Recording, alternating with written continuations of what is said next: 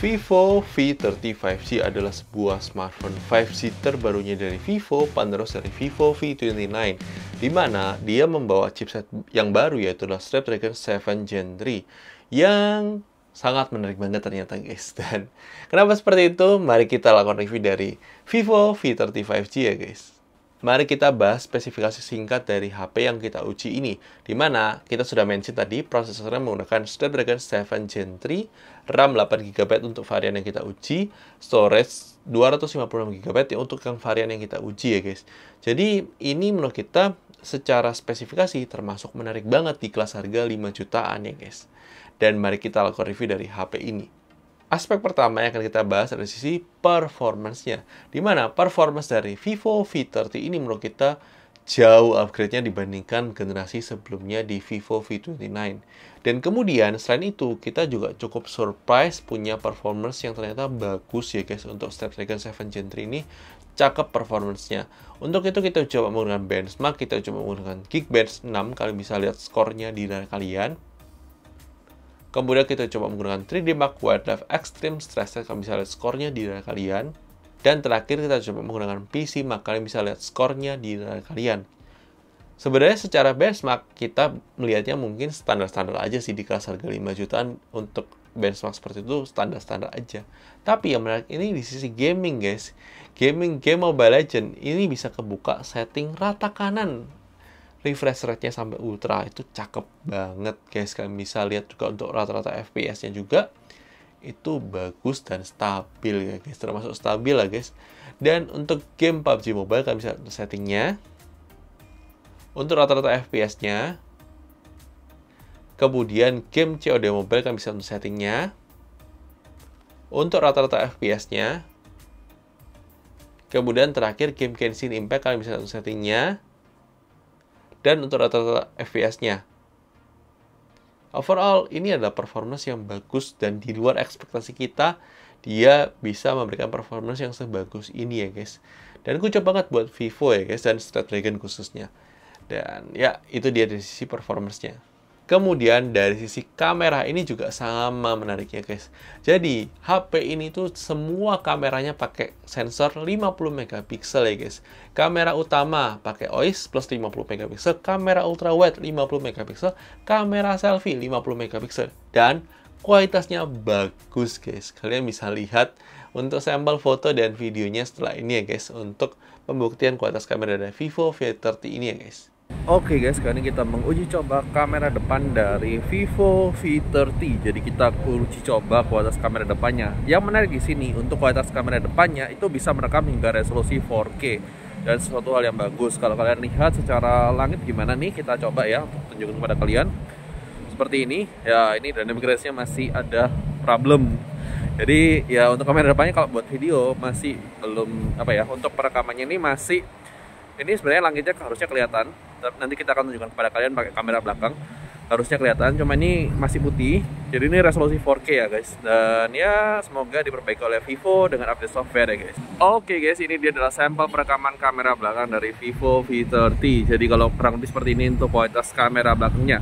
Seperti yang tadi kita sudah mention di sini, sebenarnya ada kelihatan langitnya itu. Ada langitnya memang agak mendung. Dan kalau kalian lihat itu sebenarnya secara dynamic range itu juga harusnya bagus, dan harusnya kamera depannya bisa seperti ini, tapi kamera depannya dynamic range-nya masih agak kurang, dia lebih fokus ke muka. Dan gimana menurut kalian? Silahkan tulis di kolom komentar mengenai kualitas kamera belakang dari Vivo V30 yang bisa merekam hingga resolusi 4K ya guys. Oke guys, ini dia adalah sampel perekaman kamera ultrawide-nya. Jadi kalau kita gunakan buat kamera ultrawide, kurang lebih seperti ini untuk kualitas kamera ultrawide-nya. Ini termasuk oke. Dan gimana menurut kalian? Dynamic range-nya juga dapat, detailnya juga oke. Ini dalam kondisi cahaya yang terang ya guys anggapannya. Dan kalau kita buat jalan gini stabil banget ya guys. Menurut kita sih luar biasa sih dari Vivo. Ini bagus. Mungkin juga berkat ISP-nya dari Snapdragon juga. Jadi ini cakep ya. Menurut kita luar biasa untuk kualitas kamera utama, kamera ultrawide. Cuma kalau kamera ultrawide dia maksimal 1080p 30 fps ya guys. Ya silahkan tulis di kolom komentar. Oke guys, ini dia adalah sampel perekaman kamera depan dari Vivo V30. Dan ini luar biasa, cakep guys. Jadi ini noise-nya memang masih kelihatan, tapi menurut kita ini sih sesuatu hal yang sangat bagus. Ini kita rekam di resolusi 4K guys. Itu ada lampu stopnya mobil sih lagi nyala guys. Jadi tapi ini ya itu kelemahannya, dia masih belum terlalu stabil dalam dynamic range warna ya. Itu mungkin perlu diperbaiki oleh Vivo dengan update software. Tapi ini sesuatu hal yang bagus, kualitas sensornya berarti bagus ini untuk kamera depan 50 megapiksel dan ini cakep. Tapi gimana menurut kalian? Silahkan tulis di kolom komentar. Oke guys, ini dia adalah sampel perekaman kamera belakang utama dari Vivo V30. Di sini kita bisa bilang kualitas kameranya sih cakep ya. Untuk detailnya juga termasuk masih lumayan bagus. Nih kalau kalian lihat daun-daunannya itu, ini dalam kondisi gelap banget loh ya guys. Di daun-daunannya itu gelap banget, tapi ini termasuk lumayan lah guys. Dan gimana? Apakah bagus atau tidak? Apakah menarik atau tidak? Kalau kita bilang ini sangat menarik banget di harga 5,9 juta kalian dapat kualitas kamera seperti ini ya guys. Tapi silahkan tulis pendapat kalian kolom komentar ya guys. Oke, ini adalah sampel perekaman kamera ultrawide. Jadi kurang lebih seperti ini. Untuk kamera ultrawide-nya ternyata juga lumayan bagus loh guys. Ini sangat jarang, jujur. Ini termasuk ya maksudnya bukan yang jelek-jelek banget, tapi ini termasuk oke dan acceptable. Mungkin karena 50 megapiksel juga kali ya guys. Jadi ini kualitasnya termasuk bagus ya guys. Jadi ini HP Vivo V30 ini benar-benar improve sih menurut kita. Dalam kondisi low light ini terangnya untuk ultrawide-nya ini cakep loh guys. Sangat jarang untuk harga segini tuh ultrawide-nya bisa sebagus ini ya. Biasanya cenderung gelap, bahkan kita kemarin coba HP lain kayak Oppo Reno 11 itu kayaknya nggak sebagus ini deh untuk ultrawide-nya. Kemudian ya gimana menurut kalian? Silahkan tulis di kolom komentar.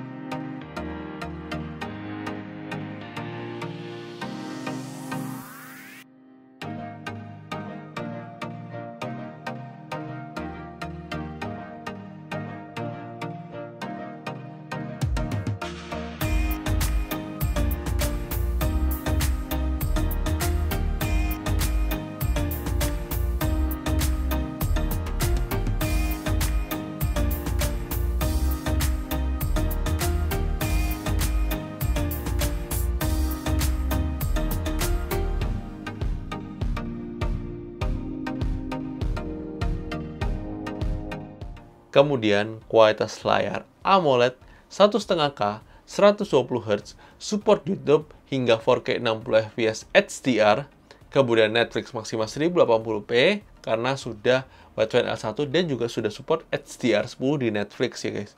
Kemudian brightness layar di bawah terik matahari itu sudah aman banget, terlihat dengan baik ya guys. Kemudian aspek berikutnya dari sisi speaker. Kualitas single speaker di HP ini memang menurut kita termasuk lumayan bagus untuk kualitas kategori single speaker, tapi memang agak disayangkan di harga segini itu belum dual speaker. Kalian bisa dengarkan tuh sampel audionya di video unboxing ya guys. Aspek berikutnya dari sisi baterai. Menurut kita kualitas baterai 5000 mAh-nya itu termasuk awet banget ya guys.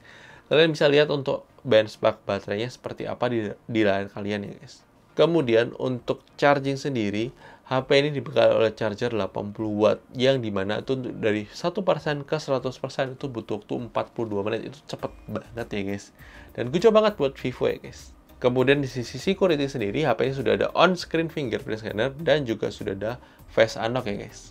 Kemudian dari sisi desain sendiri, HP ini termasuk cakep banget, mewah kesannya, layar curve. Kemudian meskipun back covernya ini termasuk cukup licin ya kalau kalian nggak pakai case dan tidak ada teksturnya sebenarnya. Tapi overall ini desainnya tetap sangatlah menarik banget ya guys. Beberapa hal mengenai HP ini, dimana yang pertama HP ini tuh menggunakan slot SIM card dual SIM card tanpa micro SD slot. Jadi kalian nggak bisa berharap untuk nambah storage lagi ya guys.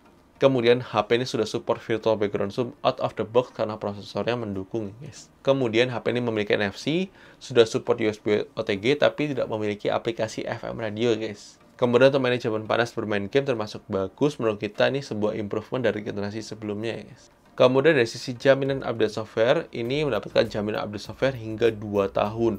itu semoga harusnya sampai Android 16 ya, semoga.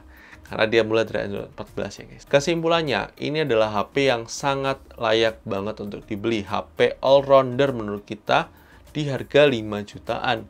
Apalagi saat ini harganya di marketplace itu sudah turun lumayan signifikan dibandingkan harga ofisialnya di 5,99 juta untuk varian yang kita uji ini. Tapi sekali lagi, ini adalah pendapat dari Gadget. Mungkin bisa berbeda dengan pendapat kalian, tidak masalah. Silahkan tulis pendapat kalian di komentar. Dan jangan lupa like video yang suka, dislike jika nggak suka, dan sampai ketemu di video selanjutnya guys. Oke guys, bye-bye.